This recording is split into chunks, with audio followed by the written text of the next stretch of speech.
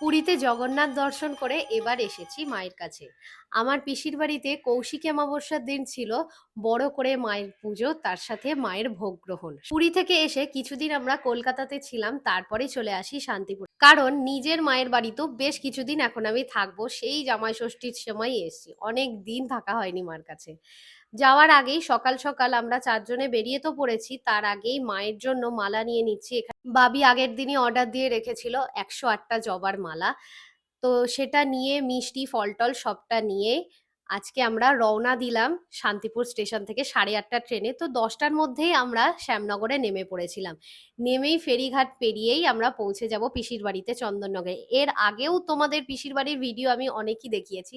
আর চন্দননগরে ঘাট পেরোনোর সময় গঙ্গাটা এত ভালো লাগে, অনেকটা চওড়া। সেদিনকে বেশ মেঘলাও ছিল, বৃষ্টিও পড়ছিল। যাওয়ার সাথে সাথেই পিসি কিন্তু পুজোতে বসে গিয়েছে। সত্যি মায়ের মুখটা দেখে কিন্তু একদম এক নিমেষেই দুঃখ, কষ্ট, ক্লান্তি যে কোথায় চলে গেল বুঝতেই পারলাম না। পিসির বাড়িতে মায়ের মূর্তি অনেক দিন ধরে, অনেক বছর ধরে পূজিত হচ্ছে। তারা মায়ের আদলেই তৈরি। নন্তু দাদা মানে আমার দাদা খুব সুন্দর করে মায়ের মূর্তিকে সাজিয়েছিল, আর মায়ের মূর্তির পাশে গোপাল ঠাকুরকেও বসানো হচ্ছিল। সবাই মিলে একসাথে মায়ের নাম গানও করছিল। সত্যি মনটা আজকে ভীষণ ভালো লাগছে। আমি যেহেতু সকাল থেকেই মায়ের পুজোর জন্য উপোস করেছিলাম, মায়ের চরণামৃত খেয়ে প্রসাদ খেয়েই আজকে উপোস ভাঙলাম।